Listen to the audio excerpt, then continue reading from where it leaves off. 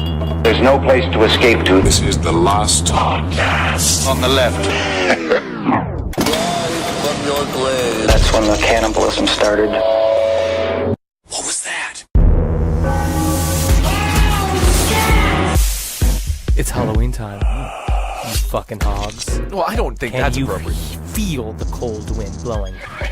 You're literally breathing on my neck. Is my breath cold? Yes, you have it's a serious problem. That's not good. No, it's not. That means I'm dead. Yes. You can see the bones of skeletons. Does that make you feel weird? Do you have ASMR? I don't care. I'm not here to entertain you like that. I don't know. All right? But I want you to sit and think of the most horrifying thing that you can think of, and I'll tell you what it is. Stephen King's butthole. Can you imagine what it looks All like? right. I don't want to think about what it looks like. Did I tell you my story about seeing David Cronenberg's butthole? Well, Welcome to the last podcast on the left first. Exactly. Last podcast on the left. This is it. I'm Ben. That's Marcus. We're here in Los Angeles with Henry. Hold on. And we're doing listener pasta today. We're going to read a couple of creepy stories ourselves, one each, and then we got some phone calls coming from you, the listeners. Going to be an absolutely fantastic, fun episode for Halloween to get you in the spirit. What is this about Stephen King? Well, David Cronenberg's butthole. Did I tell you? Did I ever told this story on the air on the show? No, absolutely. David Cronenberg's butthole. No, I would have remembered that. I was at the Hollywood Doctor in Toronto. David Cronenberg lives in Toronto. I was doing a fun little George Clooney, Mark Wahlberg style prank on my co-star on Heroes Reborn, Heroes Stillborn, Ryan Guzman. I did a bunch. Pick up that humble brag there. Yeah, you remember Ryan Guzman. I was 13 episodes. I was guaranteed. I got paid for all 13, and I was only in 12, which is great. It's great money. Good money. And so I went. I fucked up. I fucked with his trailer, and he was coming back early from set. And I thought I was gonna I was gonna scare him because he was really scared of his ex-girlfriend. So I wrote all these horrible messages all over his mirrors in lipstick, so it would scare him. And so he came back early, and I tried to sneak away from him, and I jumped between these two trailers, and I fell over, and I stabbed an inch puncture wound into my leg. And so I had to go to the Hollywood Doctor, and normally what they do with Hollywood Doctor, they treat actors like horses. They're like, fucking get back on set. Right. Get back on set, you little lousy actor. I can see you out there dancing with your tiny feet. Show me how you dance. Show me how you sway back and forth with your titties almost like a It's woman. a strange doctor. It You don't is. want to go to that one. No. And so I'm in Toronto, and of course it's Canada, so everything's backwards. And so I go in there, and the receptionist is like, "Oh, that doctor's ready for you. I gotta go back in there. Just go say hello to him." I go back to go say hello to the doctor. I open up the door. As I'm opening the door, I say, "Hey, this is Henry Zabrowski." I see a man bent over the table, asshole completely out, lips spread to the side. Doctor's looking down at it he's looking like there's gems at the bottom of that fucking tunnel. Guy turns around. I see his asshole. Pan over to his face. It is David Cronenberg, the body horror director. Wow. And I will say his fucking asshole looks like someone punched a pit bull's eye. It looks like I'm not sure if we can release this footage. This might be too inside. Oh, we can do this. I think so, but that's the scariest Unbelievable. thing I think of. Yeah, it's the scariest thing that I can think of now, too. I just mentioned licking it. All right, Tastes thank like you. Henry, fucking we have Jeremy got Irons. to get to. Let's do some readings. Should we start with a reading or start Let's with a call, start with Marcus? a story. Let's Wait, start with a story. before we start, we could do traditional, all right? We're going to make you spooky, all right? This is spooky Well, you had a time. chance to do traditional when you were talking earlier. Well, but it's you too chose bad. to- I'm doing another bit. Oh, okay. I'm going to do something else. All right. Remember, all right? You're sitting at home. You're at work, all right? It's witching time. It's the witching hour wherever you are right now. So take off them shoes. Take off your socks. Pick up your foot. Just start sucking on one of those toes. I don't think dirty, that's appropriate. Dirty, naughty little listener. All right, and then when I want you to go, you fucking roll up a big thick old piece of fucking mahogany. Some brown. I got some purple weed right now. Oh, okay. It's fucking really nice. It's a hybrid. It's called Purple Sherbert. That makes sense, I And guess. so you get Although some of them Sherbert purpley nugs. Can I see that? You get them fucking, what's his name? Grimace. Some Grimace dicks. You fucking fire it up and you snap it in your lungs like it's a fucking Slim Jim. Get stoned as fuck. To this fucking episode of Listener Pasta number 97. I think it's something like that. You do it. You be entertaining. It feels like it's episode 97 at the very least. Who wants to read the first story? Mr. Parks, Well, do you want we're to? going to listen to it. You want to listen We're to going to go to a Let's caller do the first. caller. Yeah. All right, here we go. All right, we have Richard with us now. Now, Marcus, you actually know Richard personally. Yeah, we hung out at Shepherd when we did our UK shows. We hung out in Shepherd's Bush. A whole bunch of us had kebabs in the park. Yeah, you had your study abroad moment for your sophomore year studying in the UK. I was wondering why he left on the plane with a beret and speaking French because he said it was a superior language. He kept calling things a bonnet and a boot and saying it's like, yo, you got to come by my flat and all this horse shit. I had my sophomore year abroad condensed into one night when I was 33 years old. All right. Well, thanks for calling in, Richard. What's the story? All right. Okay. So this is, to the best of my knowledge, a true story. I've changed some details because a lot of the people are still alive, and I don't want any reprisals. That's why you gotta fucking kill him, Richard. Don't kill them, Richard. I know. Okay. Right. Okay. So the story's set in the 70s. So my mum was coming back from a night out with her friend Tanwyn, and it's raining really heavily, and she's about 70 and she hasn't been drinking long. She's a bit worse for wear. So they're trying to get a taxi home, and it's raining really heavily, and the taxi rank is really long and violent, as it tends to be in Swansea. So this taxi pulls in. Well, it's not really a taxi. It looks like it's the same as one of the cars, but it doesn't have a taxi light on the roof. So my mum jumps in the back and Tanwyn jumps in the front, and because she's a bit of a flirt. So the man's a little bit creepy now. So my mum sat in the back of the car, and as they're driving along, she noticed there's no meter, there's no taxi light, there's no radio. Whoever this guy was, he wasn't a taxi driver. Was it a rickshaw? No, Wales is a third world country, but it's not quite that bad. So they're driving now back to the road, down the road, but instead of taking the motorway like you usually would, they go down this mountain road. It's a really dark road.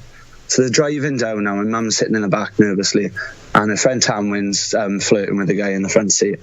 And how's she going like, hey, your typhus not as crooked as the others?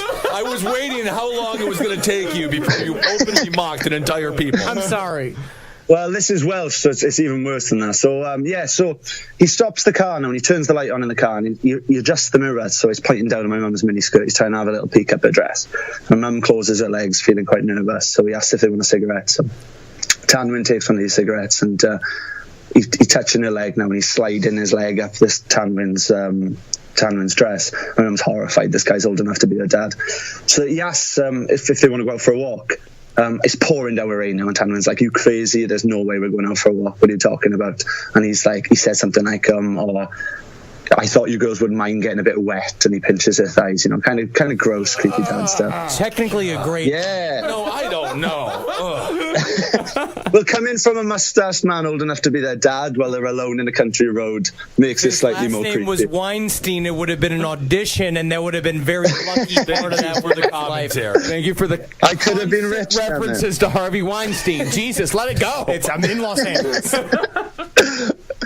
Okay, so we're very far from Los Angeles in this story. So we're in this. So anyway, so my mum's horrified now. She wants to go home. So he agrees to drive him home. So he drops my mum off, but he takes Tanwyn back. So a few days afterwards now, Tanwyn's talking. She's having an affair with this guy. She's talking about where he's taking her, that they're having sex with his car, that eventually... No, sorry, having sex in his car, not with his car.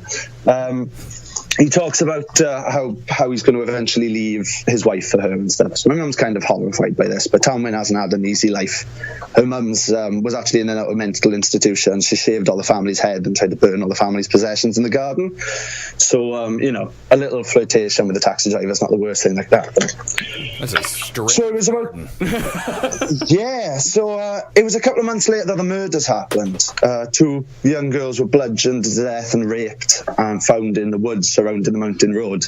So loads of guys were taken in now as possible suspects. People started locking the doors. Everyone was dead paranoid, but eventually the trail ran cold and nobody was caught. So years and years passed now. 2 dead innocent girls were dead in the ground. Parents were up at night knowing that justice hadn't been served. So it was around 2000s that a guy got pulled in for drink driving, and they had to put his DNA on the new database because if you commit a crime in the UK, you get your DNA put on a database. And they found that his DNA actually matched the DNA found on some of the victims. But this guy was way too young to be the murderer. He would have been a child. So after some deduction and burying up his dead father, they actually found that it was his dad that did it. So this guy had died just I think about a year earlier, in the arms of his family of cancer. So yeah, he kind of got away with it. But there's another slight twist to the story. So my mum was talking to my sister, who was who was working in a holiday camp. And my sister was saying how she'd gone all the way to England, but made friends with a girl that grew up just a few miles from her house. He said, me and Tanwyn are going out tonight and get hammered. And I thought, Tanwyn, that's a really uncommon name. And she said, that's such a strange name. My friend was called Tanwyn, the friend that had an affair with the Mountain Road murderer. So my sister laughed at how, nonchalantly she referred to such a horrible crime and stuff. And she turned and told her friend Tanwyn. Tanwyn got dead upset because she knew a lot about the Mountain Road murderer because it was actually her father. Yes, yeah. Her mother was very really beaten down from being in such a horribly long relationship with a violent man. She knew that he was having loads of affairs, and she was pregnant with her 5th child when she found out that he was having an affair with a 17-year-old girl. So she didn't tell him this, though. So until she gave birth to the baby and he was holding his newborn baby in his hand, and he said, "What are we naming her?" And she turned to him and she said, "Tanwyn," knowing very well that was the name of the woman he was having an affair with. Wow, so that's crazy. Jesus. Jeez. You're cryptic. Yeah, it is sort of like that Leatherface, recent Leatherface movie. Not the most recent. Yeah, so I knew that Tanwyn girl quite well, and she was really nice. She was such a sweet girl, and so horrible that she grew up in a house with her father, a murderer and stuff. But it's weird to live your whole life as the punishment of your father. Yeah, very. Just by you having your name, you're reminding of the most shameful part of their life and the crimes that he did. Yeah, a petty insult that's your name forever. Yeah. So the only thing I take from this story is obviously he got away with it all his life, and he died, as a free man. But the only bit of solace I take is that I bet his wife made his life a fucking living hell. Well, yeah, someone who's willing to go that far, it's like taking a prank too far. All right, thank you so much for calling, Richard. Really appreciate that story. My goodness, that's some scary stuff. Yeah, that's great, man. Great story. It's been a pleasure. I was really worried that Ben was going to read it out, but I'm glad I had the opportunity to do it. No, absolutely. Don't even stress it. You can't fucking read. Well, it's absolutely untrue. I could stop being fun when I read. Professional, and I saw a preview of what you would be like as a father. I can stop being fun while I read. You want that? I won't drink before you have to go to sleep. All right, hey, it's great to talk to you again, man. No problem. Hail yourself, guys. Hail yourself, buddy. All right, we got Maureen with us now. She grew up in a haunted house. Yeah. Isn't that scary? It is very terrifying. I don't love it. Well, thanks for calling in, Maureen. Can't wait to hear the story. Let's just start with the beginning, I guess. Yeah, sure. So, I'll just tell you guys, the scariest story I have from the, 25 years my parents have lived in this house. And kind of started off with, I would be a full-blown atheist if it was not for growing up in this house. It's just been lots of crazy stuff over the years. But when I was 15, I lived I didn't live. My room was in the basement, and I got in trouble often for sneaking out, as you do. Oh, yeah. And so the punishment would be to have to sleep up in my baby brother's bedroom, so that my parents could keep an eye on me. And basically his room is situated at the end of the hallway on the top floor, and the door kind of looks all the way down towards the top of the stairs, and the bed was positioned so that if you were laying on your left side with the door open, you'd be looking, all the way down the hallway to kind of set it up. So I was trying to sleep with the door open, and I had already had a bunch of incidences before this, but I heard some banging coming from the basement.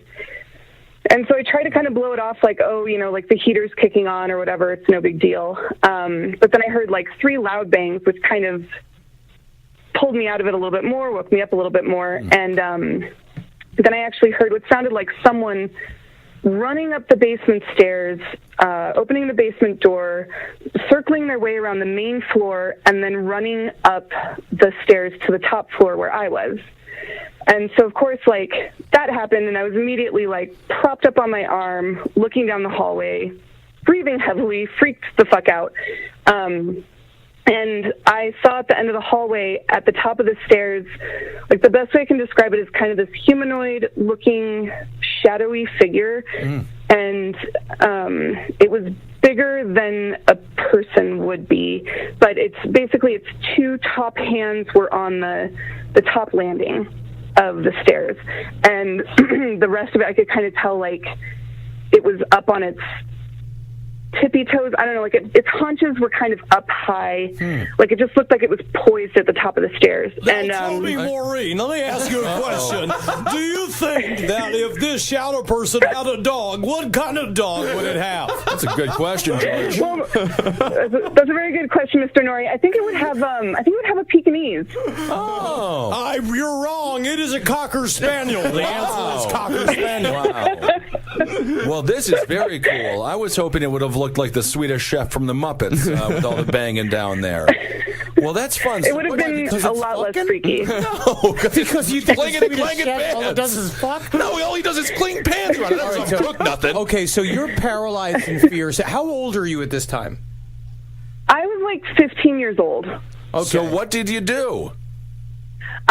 So we literally just, it had no eyes, but like locked in gazes down the hall, and for what felt like forever, it was probably half a second. And the thing tore up the rest of the stairs, still on its hands and feet, so it never fully stood up, and like started bounding towards my room, or like where I was at in my brother's room. So I was like, the room's small enough, I was able to get to the door with my hand while still on the bed, and I slammed the door shut, tumbled out of bed, and like leaned against it, and screamed bloody murder. And I think both of my brothers still have PTSD from the scream I let out. But scream bloody murder, my parents came tearing out of their room, took them forever to kind of get me convinced to unlock the door. And at 15 years old, like, was absolutely okay with crawling into bed in between my parents and staring up at the ceiling and freaking out at every creak in that house for the rest of the night. So your parents were just like, so glad you finally saw it, and that was your punishment. Yeah, that does sound like a great punishment, I guess. You won't sneak out of the house again. Yeah. Did you do any research into who was previously on the house? Did you any sort of research of like what the history of the house was? Did your parents see shit too? Yeah, so this was around the time where my parents still didn't believe me. A lot of the activity actually took place in the basement. And shortly after this incident, my baby brother started sleeping with towels and jeans shoved under his door because he said it flew open in the middle of the night. So that started happening, and my mom has insomnia, and a couple months later, she was trying to sleep on one of the downstairs couches and actually felt someone tuck her hair behind her ear. And I remember that morning pretty clearly because my parents didn't believe me for forever, and then I came up for breakfast, and my mom was like, "I'm real sorry. You were right. This house is haunted." I was like, "Yeah, I know." Teenage victory. I know. That's always nice when you get one over on your parents like that. Thank you so much for calling. Yeah. I really appreciate it. Hey, guys, I appreciate talking to you. I've been a fan for so many years, and I love all the success you guys are having. It's amazing. Thank you so much. Honestly, thank you. That's really nice. Thank you so much for calling. That was great. Hail yourself. Yeah, man. Have a good night. Hail Satan. Hail Satan.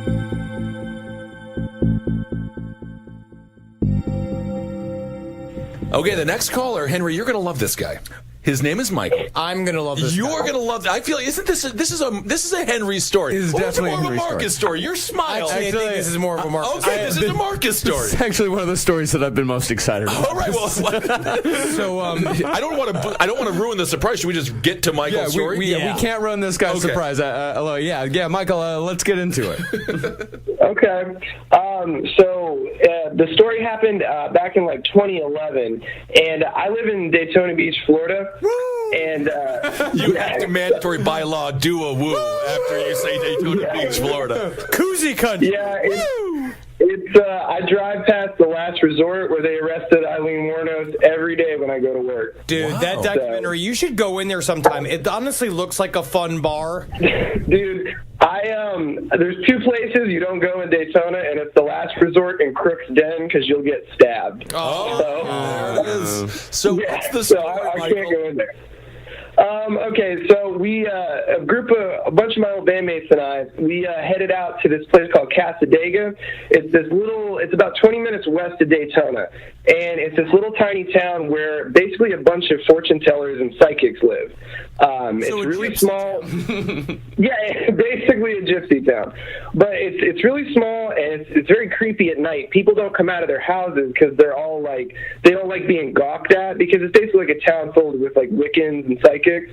So awesome. we go out there. We would go out there when we were younger and just kind of drive around and look at shit and fuck around.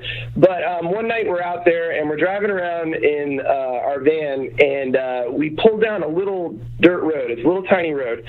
And, so we're about to back it up, and a cat jumps out of the woods, and it stops about 7 or 8 feet in front of the van. And the headlights were right on it. I'm in the passenger seat. My friend Pat was in the driver's seat. Everybody else was in the back of the van. And before I tell you what I saw, nobody was drinking. Everyone in this band was unfortunately straight edge except for me. Ooh. So I couldn't drink around them because they weren't fucking fun. Oh, dude, that's a real horror story right there. Just share how that yeah, exactly. And so the driver and I, at the same time, I know he saw it the same time I did. We both said the same thing at the exact same time without looking at each other. We both said, "Look at its fucking face." And what we saw was a little cat about 7 feet in the headlights, frozen with a little fleshy baby face.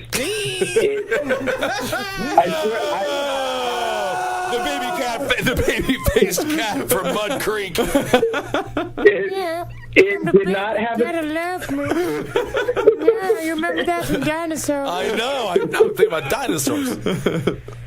It did not have a snout, so it wasn't like a cat that just didn't have fur or whiskers or something. It had a fat little baby face. Now, and like, full on like nose and baby mouth and baby eyes? I did not see a nose. I saw eyes, and I saw mouth and just like fat cheeks. Did it have a pacifier or anything like that to really No, it didn't. But it was crazy because it stood in front of the van for about four full seconds. So it was like 1 Mississippi, 2 Mississippi. We got a good look at it. And like on 4 Mississippi, Pat and I just start going, ah, and screaming. And everybody... Well, it just gets up on its hind legs, starts like moving its weird nipple tits back and forth. Yeah. Take a picture of the last one. Did the band continue their sobriety, or did he immediately hit some whiskey after that? No, they were always lame. So they're still, and they're vegan, most of them. So it was not fun. Always are. But so the cat, as we start screaming and everybody comes up from the back of the van, its face ran like wax. It was like melting wax. It just was like bloop, and it was a cat, and then it shot off into the dark. Wow. And like, I had never seen anything like it. We know what we saw. I mean, and we got out of there. So yeah, but there's a second part to the story I put in the email. So a couple years later, we go back to Casadega. We haven't been back in a while, and this time we're out walking around in the van, or out of the van walking around, and we're getting close to where the cat was. And it was my friend Pat and I again, and I told him, I was like, dude, this is where we saw the cat with the human face. Like, I don't really want to fuck around with that.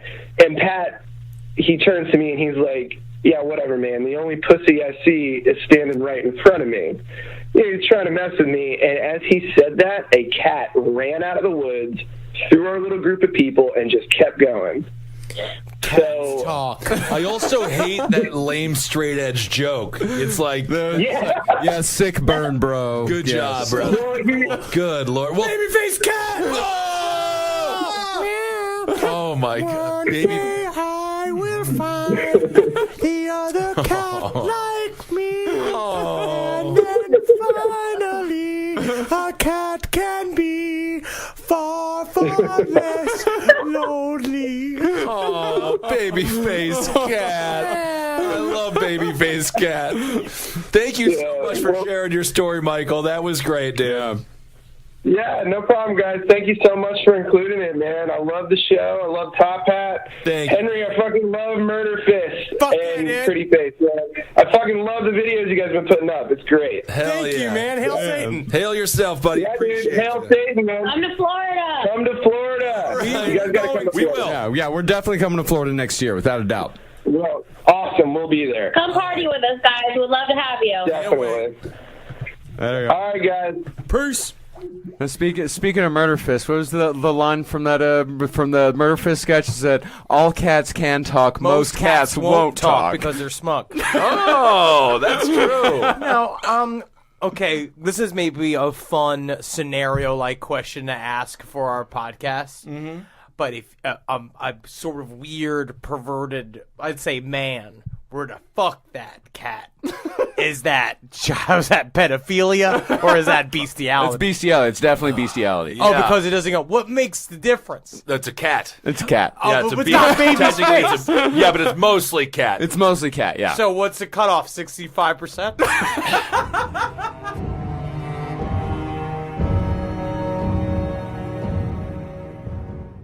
All right, now we're joined by Jamie. Is this another haunted house story? She's hiding from her children currently. Is this the story that you're literally scared of your children? It is true. She is in her car hiding from the kids.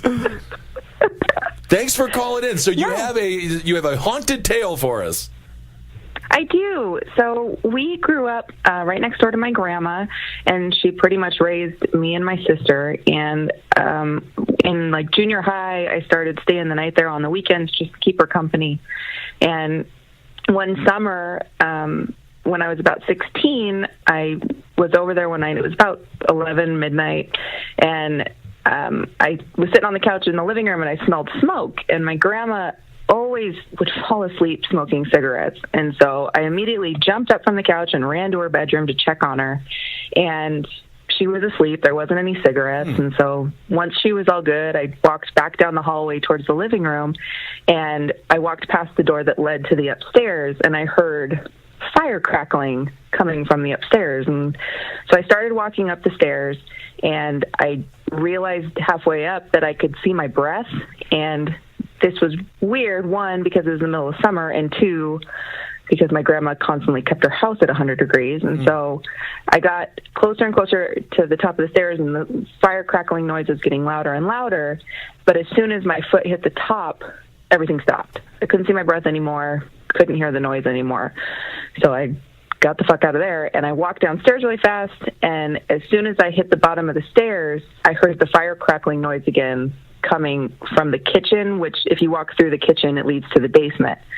And so I followed the noise, and I opened the basement door, and as soon as I did that, I could see my breath again. The fire crackling noise was super loud. So I started walking downstairs because I'm an idiot, and I walked down the stairs to check out what was going on, and as soon as I got down to the bottom, again, everything just stopped. Couldn't see my breath, couldn't hear the noise. So I ran upstairs super fast and walked back to the living room, and as soon as I sat down on the couch, I heard a gunshot noise come from inside the house, and I jumped because it's a gunshot, and I ran to check on my grandma, and as soon as I got into the hallway, I stopped because I noticed at the end of the hallway where the bathroom is, the light was on and the door was just slightly opened. And from when I had checked on my grandma before, I know for a fact that the light was off. And so I slowly walked towards the bathroom and again could see my breath, and I pushed the door open, and the room was full of smoke, and the mirror above the sink was shattered. And so I backed up for a quick second, and I glanced to the right towards my grandma's room, and I looked back, and light was off, mirror was completely intact. And so the next day I talked to my grandma about it, and I was like, what the hell? And I found out that in the bathroom is where my grandfather shot himself when he found out he had colon cancer when I was 3, and the bullet shattered the mirror. Wow. Jamie, I have to ask you, so when you watch a horror movie and you see the characters making all the wrong decisions, did you just mimic those? When you're just like, I did. Go down that path, do everything I should, so just go in the basement. The danger. I did, but what was so weird is, like, I knew that what I was doing was stupid and that I was walking into something possibly really weird, but for some reason I was compelled and at the same time at peace with it. Like, I don't know. I think the fact that it was, I wholeheartedly feel it was my grandfather. Well, like, it's I was true. okay with it, but... Well, if it's true that intelligence is still alive in a house, it's like if there's something like that, if that is true about hauntings, it's like, it sounds like it's a version of communicating with you to kind of like get you to kind of like it's like he's reaching out, trying to say hello, essentially in a very morbid way. At least it Yeah, was, and you didn't that's- look into your grandmother's bedroom and just saw the ghostly form of your grandfather making love to her. Yeah, well, that would be nice for the grandmother, perhaps. I don't know. No, and that's the thing is, like, my whole life, like, whenever I would be at the house, because they had separate bedrooms, and because they're an old-timey couple, and whenever we'd go into his bedroom, it was ice cold in there, and so I just was always like, hi, Grampy, and then when I walked downstairs to put something in her freezer room, and the freezer room door was always shut, if I had my hands full, the door would always open for me. Wow. And so we just always assume, I was always like, hey, thanks, Grampy, and so just... How old were you when this happened? I was 16. Yeah. I do love that the term old-timey couple, it really just means, like, no longer. Like, we were in love one day. Yeah. And then... How hot would it be Yeah, to sleep in one room? If you would ask my grandpa, it would have been, or my grandma, it was pretty clear that they were not, so it's fine. Oh, wow. That is thank you so much for sharing that story. That's really interesting. You don't think that doesn't heighten the lovemaking when you're in separate bedrooms? Because then one can sneak over and just like pretend like you're in a fraternity or a sorority or something. Yeah, you go in there, tickle her feet while she's asleep, and then you get in there. Or I don't know. I mean, that's going to be that'll have to be a consensual situation between married couples. you have to work it out in writing when you get married. I don't know. I can make love to your feet anytime I want. That could be one of the rules that a relationship might have. Thank you so much, Jamie. Get back and take care of your kids. Yeah, I will. She's fine. She's fine. Kids can. If they're anything like me, they're currently your living room is going to be covered in whatever mac and cheese is around the house. Yeah, it's like you just setting a fire in the kitchen, just like dressed like Buffalo Bill from Silence of the Lambs, penis stuck behind between your legs, going, "Do you want to fudge me? I'd fudge me." I like that you cleaned it up for the show. Thank you, Henry, for that very bizarre shift in personality. Thank you, JB.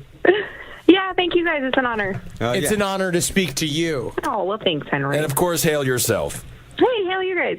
Thanks so much. Bye. Bye. Bye.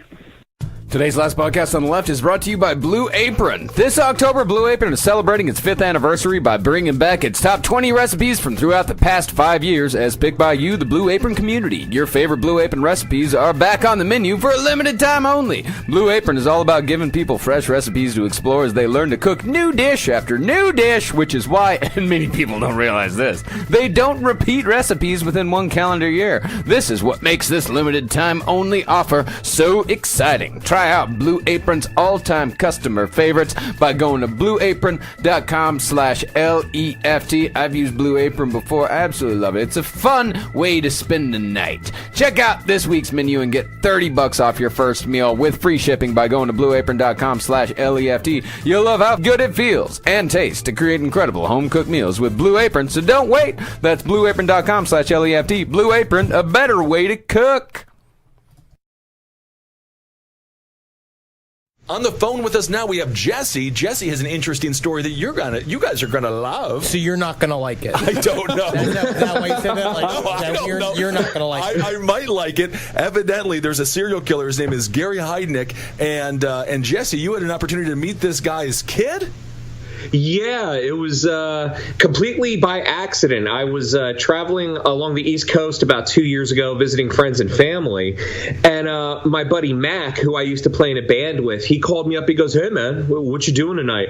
And I'm like, "Nothing. Let's go out. Let's go hang out." And he's like, "Okay, I got a friend with me, though. My friend Gary's here. Is that cool if he comes?" I'm like, "Yeah, dude, more the merrier." So we get together at this bar, and we're hanging out, and this guy, Gary, he's totally cool, nondescript, just a chill dude. Like, nothing notable about him at all. No red flags, no nothing. And the night ends. We all had a good time, and I go home. A few months later, I'm back on the East Coast again, hanging out with Mac, and he's just like, "Hey, do you remember my friend Gary?" And I'm like, "Yeah." And he goes, you'll know about this because you're into true crime, but have you ever heard of a guy named Gary Heidnik? And I'm like, yeah, that's the dude who inspired the Rape Pit and Silence of the Lambs. Oh, yeah. Yeah, the guy in Philly in the mid-'80s. And I was just like, yeah, well, what's that got to do with anything? And he's like, oh, yeah, well, my friend Gary, who he drank with, that's his son, Gary Heidnik Jr. And I'm like, please say you said Harry Connick Jr. Oh, my goodness. Harry Connick Jr. would have been bored to death because jazz sucks. Jazz singing, I think jazz singing is also the lowest form of jazz as well. So when you were hanging out with the guy, did he seem quiet about his family past? Was he an open person, or did it seem like he was guarded and hiding something? No, he was just a dude. Like, it never came up when I was there hanging with him. And I asked my friend Mac, I said, well, how did you find this out? And he goes, we were just hanging out together one night drinking, and it just came out like, man, my dad did some horrible things, bro. And he's like, yeah, and all of our fathers have done horrible things. No, you don't understand, man. Yeah. So, yeah, that's how I accidentally had drinks with the son of a famous American serial killer. He kidnapped 8 women, raped all of them, and killed 2 of them. Well, you know, what a total scumbag. It's interesting that the guy had the ego to name his child after himself, very similar to what Henry's father did. Well, it's to continue the legacy. But you know what? I think that you pretty much always accidentally hang out with the child of a serial killer because they rarely lead with it. Yeah, very rarely. They rarely come out and just say, like, my dad loves just taking it. You know what I mean? He's just go to be like, oh, my dad told me how to eat in a restaurant, just taking food off of people's plates, sticking his fingers in there, licking all over the insides of them. Maybe not licking. I don't know. Well, either way, he's definitely a horrible person, his father is. But now, thank you for clarifying. Again, I'm just glad that kids will always make sure to clarify that these murderers are bad. I get confused. I know. That's actually my deep concern with both of you. Well, thank you so much for sharing that story. Do you feel more disgusted now as a human being, knowing that you shook the hands with someone who's a direct descendant of a serial killer? Oh, no, because I used to hang out with, like, a real murderer. Well, that's the story to lead with. How are you? That's the second story? Oh, yeah, no. Oh, God, how do I even start this? I'll give you the Cliff Notes version because I know we're on a time schedule here. But my dad had a friend in high school named Tom. We grew up in Central Jersey, and every year I think it was like in the mid-'90s, starting when I was like maybe 5 or 6, we'd go up to Tom's property up in the Poconos. He was one of those dudes that had a really nice big spot in the woods. So one thing I noticed immediately going to this dude's house was it was a nice, beautiful house, but there were guns everywhere. And even at like 5 or 6, I knew that this was kind of like not normal. So I asked my dad, I was like, Dad, why does Uncle Tom have all these guns? And he was like, well, son, your Uncle Tom is one of those people preparing for the revolution with finger quotes. Mm-hmm. Yeah. And instead of bombing a federal building, what actually happened later on was, and this happened when I was in college, he owned some rental properties. Like, that's how he was able to afford this real nice spot in the Poconos. And what he did was he gave his dad one of these apartments. And when his dad was in the hospital for something, another dude Tom knew apparently broke into the apartment and stole some money or something. So he confronted the guy about this, like drove him out somewhere and was like, did you do this? Did you rip my father off? And the guy said, yeah. So he drove him out to the woods and made this guy dig his own grave and then shot him to death. That's how business is done. That'll happen. That'll happen. That's how it is in Queens, right? Yeah, exactly. All right. That's how it's called. Technically, it's the mafia spring cleaning. Yeah, how efficient is because then you don't even get tired from digging a grave. Honestly, I've never understood why anyone would dig their own grave. Just, you're going to die. Why would the last act be manual labor? But that's just me. Well, only if I'm lazy. I don't know. Maybe he was just going to be like, wow, you're really good at this. How about I give you a job instead? Yeah, I don't know. Grave digger. How many do you need? Well, thank you so much, Jesse. I appreciate the call. We appreciate the call. Oh, hey, thank you so much. Hail Satan, guys. Hail Satan, dear. Hail yourself, bud.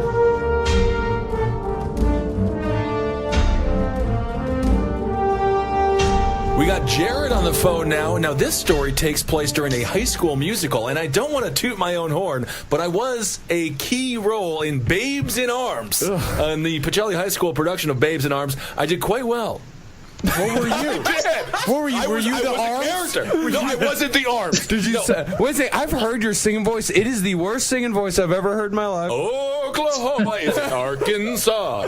Try to legitimately sing for a second. I'm sorry, Jared. Thank you for calling. We're going to talk to you. What's the lyric?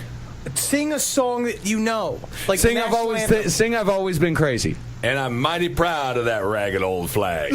You just said a sentence. That's a different song. It's a Johnny Cash song. I know that, but and I'm mighty proud of that ragged old flag. But Jared was a part of a little musical that I did. He saw. We're going to go into this story. I was Mr. Mushnick because when you in Little Shop of Horrors, which is what we're going to talk about today, and because when you're 300 pounds at the age of 16, you play all the old men that are in every show. You get to be a mister because your life expectancy is shorter.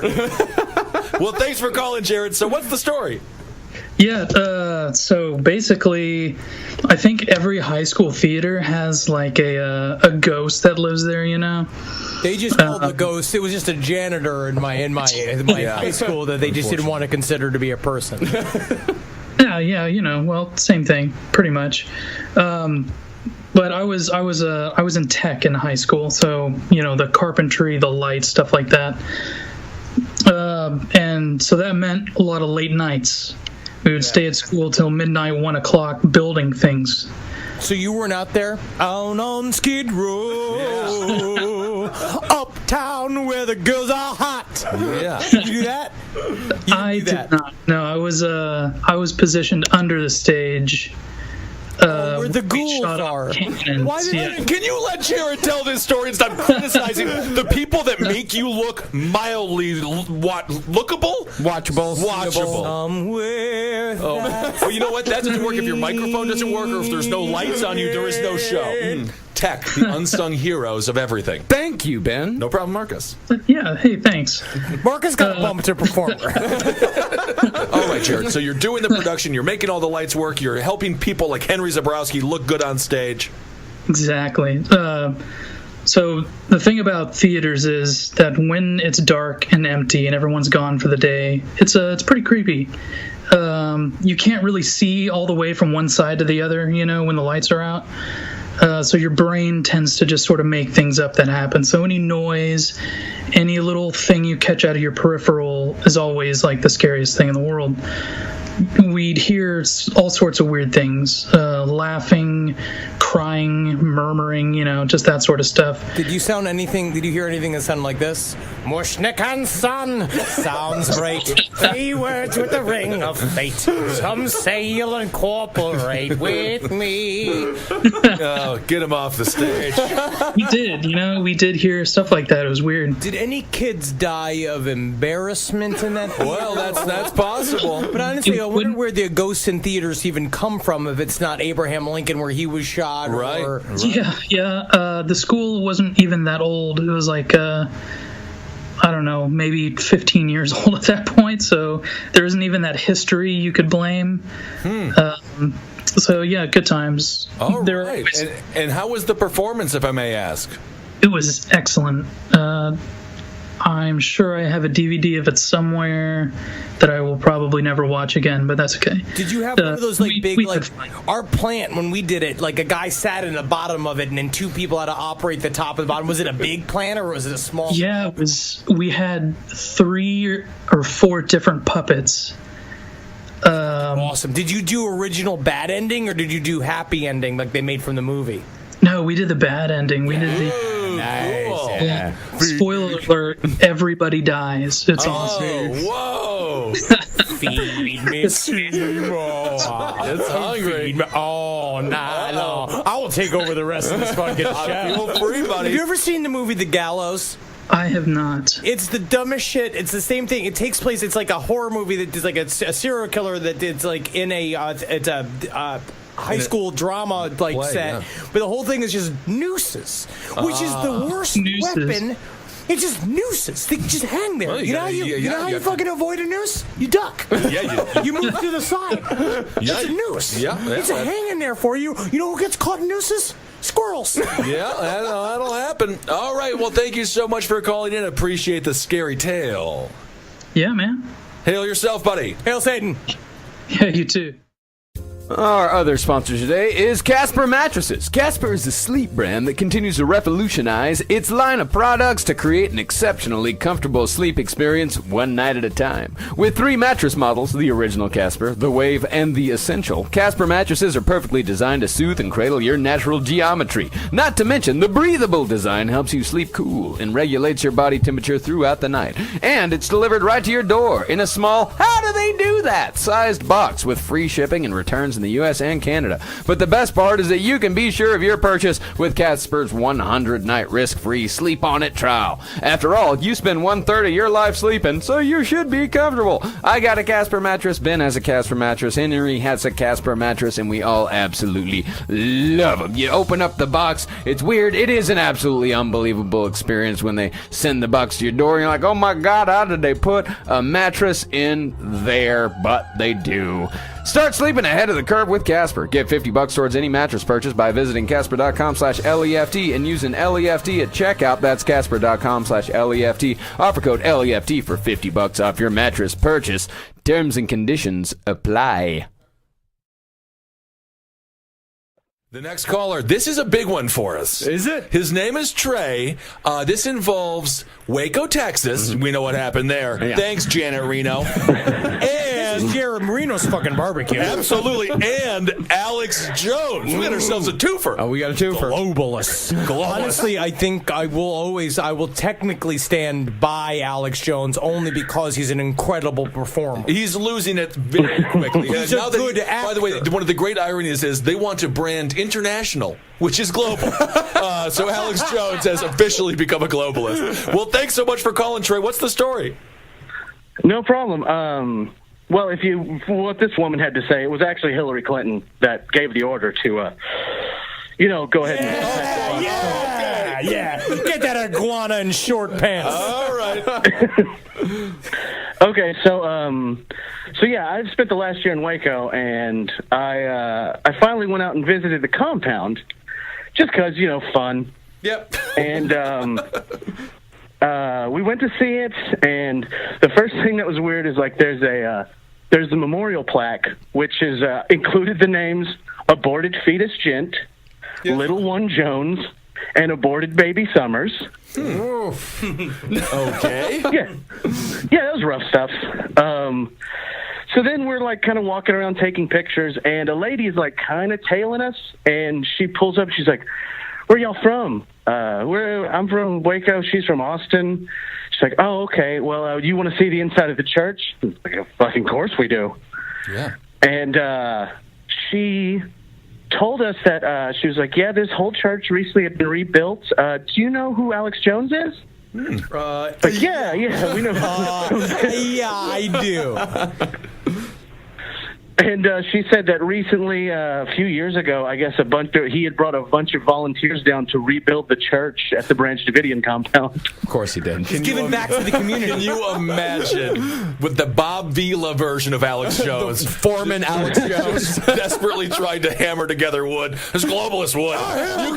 You can tell it's globalist wood. I'm alive. I'm a human. This hammer's broken. It's made in China. You can tell.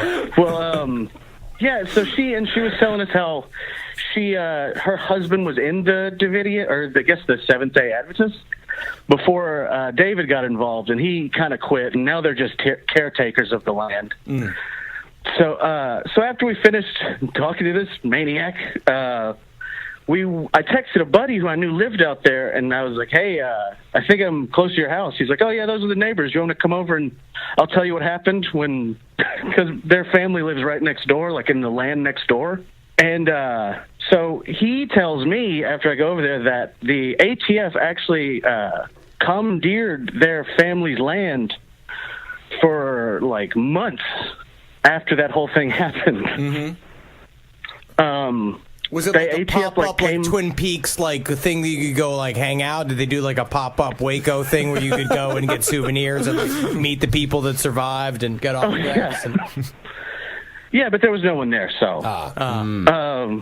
Yeah. All right, so you got this creepy conversation going on. Your two are in the place.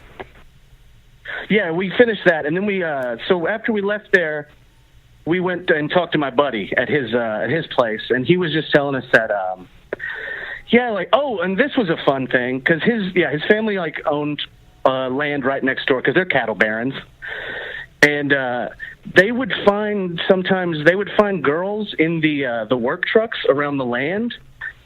Just begging the workers to not send them back to the compound, just begging for a ride to the Greyhound station. Apparently this happened more than once. And so my friend's workers would drive these girls to Greyhound station and buy them a ticket to anywhere else.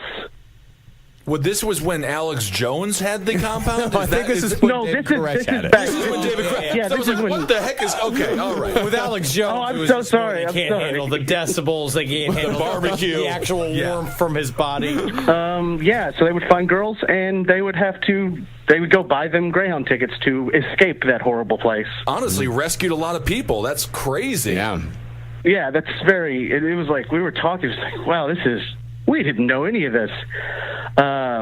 So then before we left, he told us that his mom also lives on the land. And as of late, a lot of people have been moving back to the compound and in the back where it says no trespassing and you can't see because there's so many trees.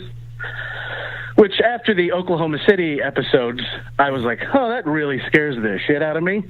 Or they know that place is cheap now. Yeah. I mean, it's always scary when you know for a fact there's at least 100 people there, but it's population 1 because everyone's a sovereign citizen and they have their own population outside of every door. I'm the country of Barryovia. No. Oh, that's fun to see. I'm the country of Thomas Sylvania. Barryovia. I love it.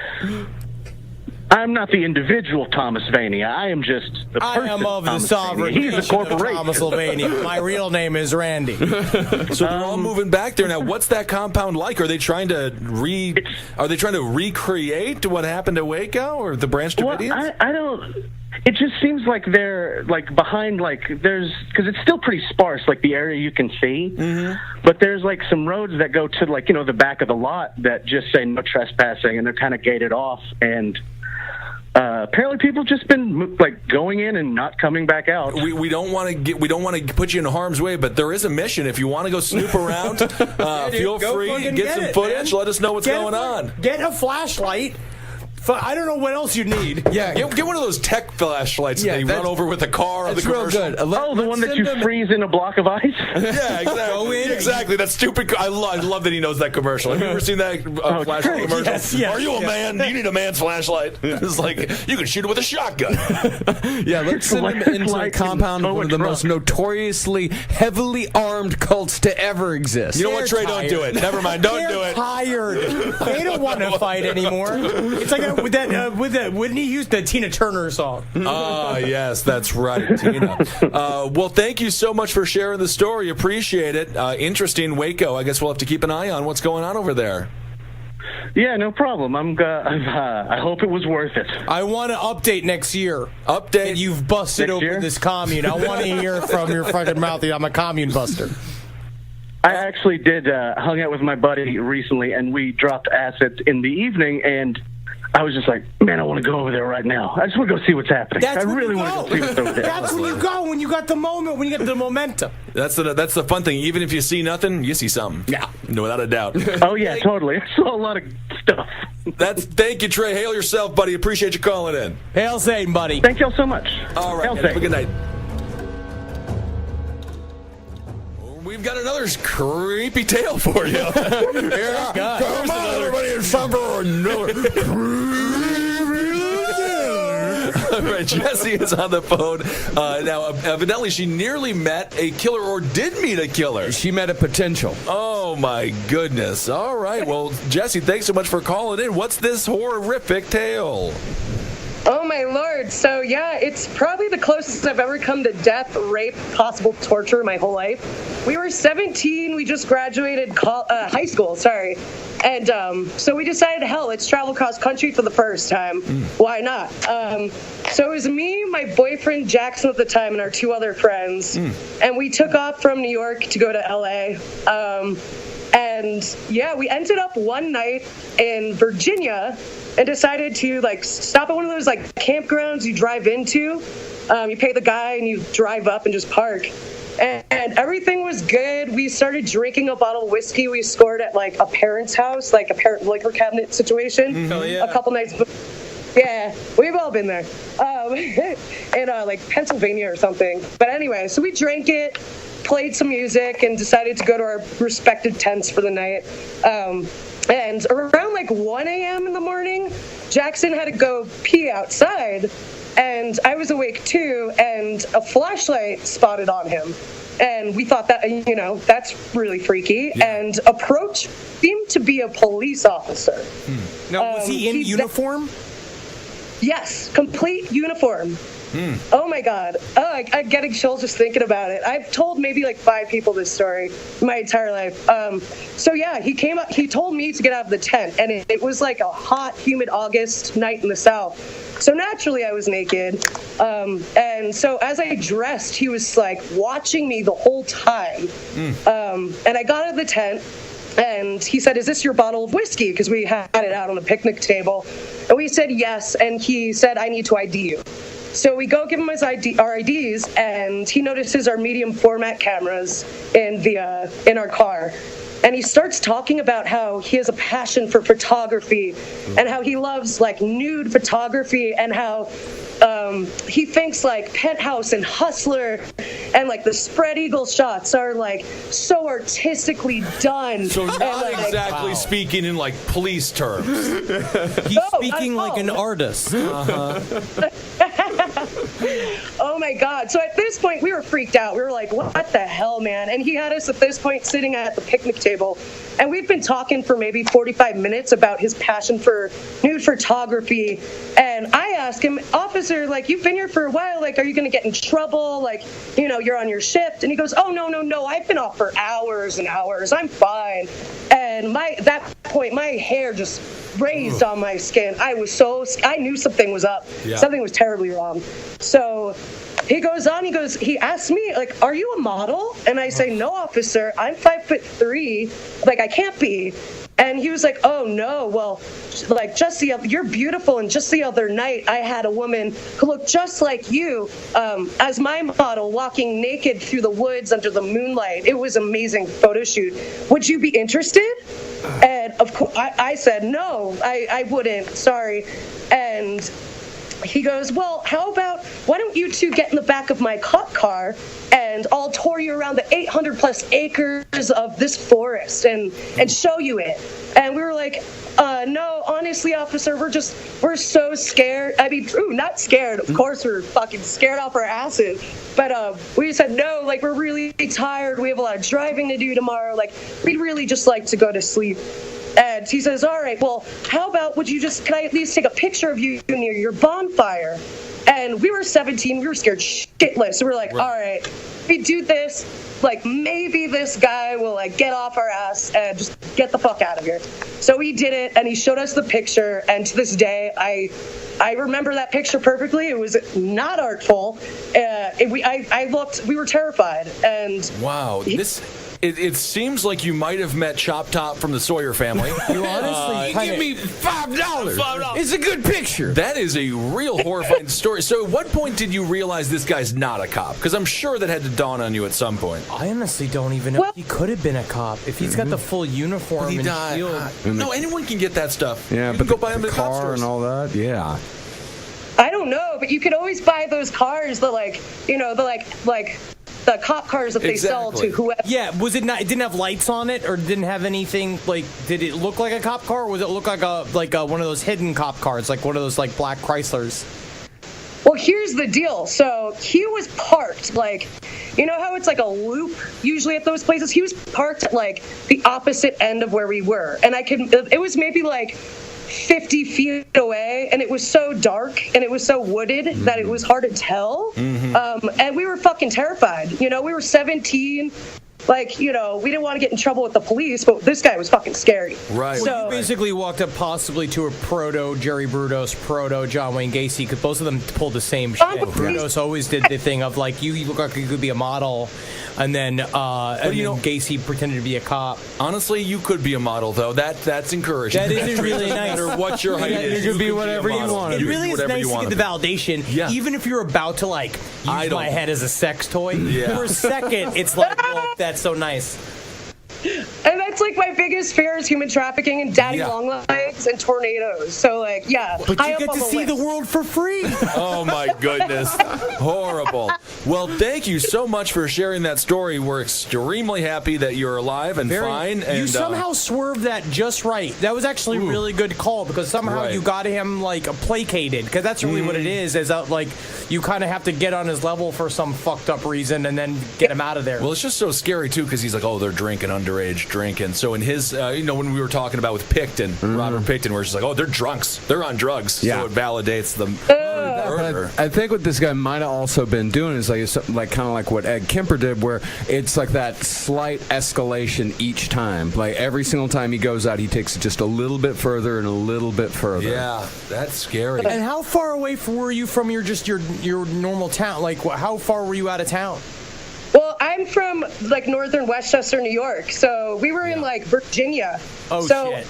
All right, we were 17. You know, we have New York license plates. Like, our parents always said, like, they hate Yankees down south. So we were just like, we thought we were in it. We were either going to get arrested that night or dead. God only. Oh my gosh. Well, thank you so much for sharing that story. That is truly horrific, and I'm happy you're all right. Did you ever have that in Lover's Lane scenario, like going where you go make out? With Zodiac killer stuff? It was like me and my girlfriend. I remember we would go like make out or fool around in the car, like in the areas where the kids would go make out, and like there was always sometimes like we'd have to deal with the cops all the time. We'd come in and shine in on the light, like and making the girls get dressed. Can you imagine the disgust on the face of the officer when they come to the window and see you and your girlfriend in high school making out with But each I other? think they were like, hell yeah, that 45-year-old man with that 16-year-old girl, he should play Mr. Mushnick in Little Shop of Horrors. Sir, I am That's a 15 callback years to old. Yeah. Well, thank you so much for calling in. We really appreciate it. Hail yourself and happy you're all right. Thank you. Hail yourselves. Love you guys. Hail Satan. Thank you so much for calling. We're glad you're safe. Fuck yeah, hail Satan.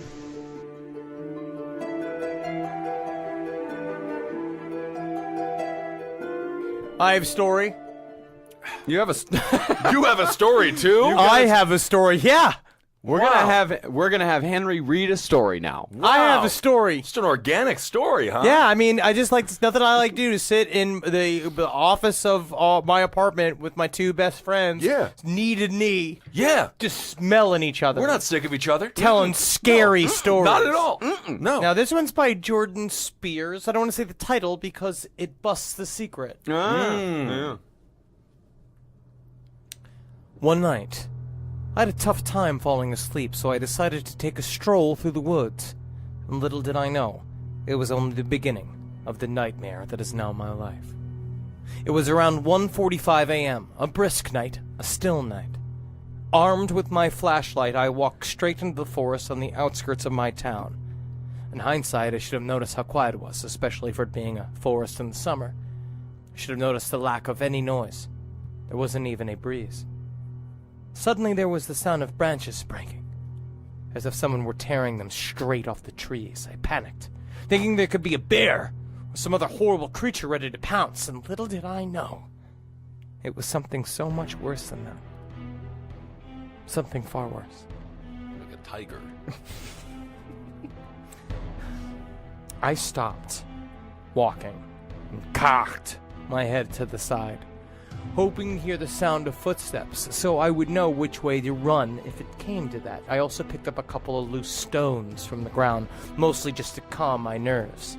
A loud woo obliterated the silence. It sounded as if Ric Flair had a throat lubricated with bacon grease. I could almost smell the noise. I flipped the switch of my flashlight to try and hide my location, a loud thumping accompanying the noise. And in the light of the full moon, I saw a human shape come around a tree in front of me. It was about 15 feet away and nearly 6 feet in height. I heard a loud sniffing sound. Then I could see the outline of its head turn my way. It started coming closer, and it started to feel adrenaline pump into my system. I turned tail and ran. I was sprinting as fast as I could, and this guy was easily keeping pace with me. I tripped and rolled on my back, knowing that in a few moments my life would be over. As a last-ditch effort, I decided to turn my light back on and maybe blind my pursuer. I waved the flashlight around wildly, hoping to catch his eyes in the light. Large black eyes reflected back, and I would nearly peed my pants, thinking for a moment that I was looking at some extraterrestrial being. Once I took a moment, though, I realized that it was sunglasses. Who would wear sunglasses while in the forest at 2 a.m.? Why would anyone do that? I took in the rest of this guy's outfit: track pants, snakeskin boots, and a bright green bowler shirt embroidered with some flames rising up from the bottom. The shirt was streaked with some dark liquid that I couldn't really identify, and I raised the light back up to the man's head. He had a black goatee with a bleached streak down the middle, like a racing stripe, and bleached spiky hair on top of his head. He looked weirdly familiar. Like I maybe I'd passed him in the street or something. I couldn't place him. He started to giggle as he approached me and opened his mouth. Without moving his lips, I heard this sentence emanate from him. "You're taking the gobble. Full throttle." He charged after that. Still laying prone on the ground, there was little defense as he belly flopped on top of me like an inept diver. The wind was very nearly knocked out of me, and he tried to pin me down. I grabbed a hold of his arms and realized they were also covered with the same dark liquid that was also on his shirt. It was barbecue sauce. I screamed, and he yelled, "This sauce is money." Oh no, I know. Right, what and this with the is sudden about. I don't movement, like this he bit one bit. deep into my shoulder, tearing a chunk out of my muscle. He twisted his head from my side to side like an alligator, pulled his head back. He swallowed my flesh, and as I laid there sobbing, knowing that my life was over, I could feel the lifeblood pumping out of my shoulder with each beat of my heart. He made a smacking sound with his lips and said, "I could put this on a flip-flop and it would taste good." Oh, I don't like it. He then climbed off of me and flipped his sunglasses to the back of his head, and I had a moment of clarity, and I realized this man, this monster, was Guy Fieri. He looked me dead in the eye and he said, now that you bear my mark, you shall walk the earth for all eternity, buddy. Bro, dude. You will haunt diners, drive-ins, and dives until the sun burns out and no life is left on this planet. I'm driving the bus to Flavortown, and you're coming right along for the ride. Love, peace, and taco grease. Oh. And with that, he let out a long, bubbling sigh. His body started to shake and convulse, and I noticed his skin and clothes were slowing off, falling in chunks to the forest floor where it started to sink into the dirt. Soon only a skeleton remained, and that too crumbled away. I forgot all about my shoulder as my new and horrible agony racked my body, causing me to twist into my side and curl into the fetal position. I puked uncontrollably and shook. I felt as though my skin was splitting. The drop flashlight illuminated my body as I looked down, and I saw that I was correct. Huge splits were running in my arms, and I felt like I could, it's the same could be happening on my legs. In the splits, I could see something hit me. My head seemed to stretch and bulge as something forces itself out the back of my head. I was on the ground, screaming for what seemed like hours. At some point, I blacked out. I awoke and realized that my voice had been completely destroyed from the screaming, but I also realized the pain had started to subside. I looked around and saw my skin and clothes litter the ground around me as if I had gassed them off. I felt my face and realized I had grown a goatee. Sick. Hell yeah. Sunglasses when I sat at the back of my head snugly, and I stared down at my arms and saw tattoos that were never there before. Framing my arms, there was a yellow short-sleeved shirt with flames printed on the sleeves and the bottom of it. It hit me like a ton of bricks. My worst nightmare had come true. I am Guy Fieri now. Guy Fieri? Guy would never. That is maybe the creation story of Guy Fieri. Could be. Well, but Guy Fieri is obviously an eternal being. Yeah, why wouldn't he be? There's been diners, drive-ins, and dives forever. But honestly, Guy Fieri would never give up his life to ever share it with anyone else. Why He would loves he? Guy Fieri, and he does not want to change being Guy Fieri. Why the heck would he? Guy Fieri Changed has the it to single greatest life in human history. Without a doubt. He has a fine life. Wow. Wow. Wow. Wow. Wow, Bob. Wow. What a ride. What a ride. What a ride. Unbelievable. Thank you all for calling. Thank you for everyone who submitted your stories. Another year. I can't believe it's already Halloween. It makes me really sad now that it's almost over. Because we're sitting here and they're starting to put the Christmas decorations up, and that makes me so fucking mad. Oh, my goodness. It makes Christmas me is so a fine mad. holiday It's, as well. Does it matter? Give Halloween its time. I agree with that. Give Halloween its due. Let But you it know have what? the month. When it is Christmas season, Merry Christmas. That's what I am saying Yes, this the year. war Merry on Christmas is The over. war on Christmas. We say Merry Christmas. That's in no way if the corporations bought and sold the holiday and it has nothing to do with Jesus or his resurrection or his death or Christianity. Well, I'm just going to get Merry a belly Christmas. tattoo of Santa sucking his own fucking cock. There, All right? there Just you- to celebrate the holiday. Very good. Well, yes, another witching season is over. Mm-hmm. I'm so excited. The harvest season is drawn to a close. Now the dead winter months come. That is why we celebrate Samhain. That is why we celebrate the coming cold months with a festivity, which we'll be doing. You live in LA. I do, yeah. It's 85 degrees here. Yeah. It's wonderful. It's this Saturday. We do our Samhain Gala. Here in Los Angeles. Yes. We can't wait to have you there. It's going to be a costume contest. There's going to be dance. You're going to see. There's It's going to gonna be be- comedy. it's- yep. All of the LPN family's going to be there. That's it's it. going to be a fucking blast. So excited to see everybody who comes. We added an extra show in Omaha. That's Yeah, right. we sold out in Omaha, so we've added a late show. So you can find all that on the Last Podcast Network or the Last Podcast on the Left.com. I There want it to say is. thank you to everybody that donated to hashtag No New Dudes. It's going Very to go nice. on to November 1st. We still have the same locations, Hyena Gallery in Burbank. We've got Bigfoot Lodge in Glendale. And in Brave New World Tattoo, which is in Upland, California, which is actually very sweet. It's a very nice little town. All right. Thanks for everyone for participating. Who participated in that? Also, keep on supporting all the shows here on the Last Podcast Network. Ablington's top app for everything political. Wizard and the Bruiser, they just launched a Patreon. Yeah. So go. You can give Holden your money. Yeah. I mean, if How do you want, feel about that? They can do whatever they want to do with their hard-earned cash. I guarantee you, there will be reasons for him to complain, so don't worry about it. That's a joke. We love him here. At the Last Podcast on the Wow, left. you just as you said that, a tear squeezed out. Oh, I want to say go Dodgers in the World Series.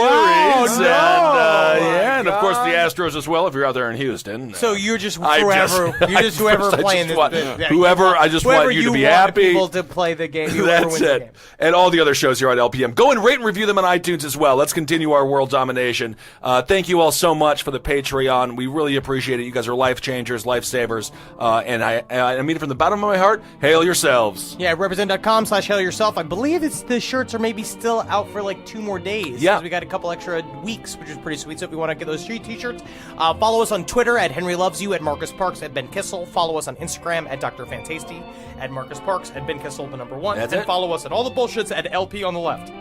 There it is. November 7th, big election day. Don't forget. If you're in New York. If you're in Brooklyn, specifically.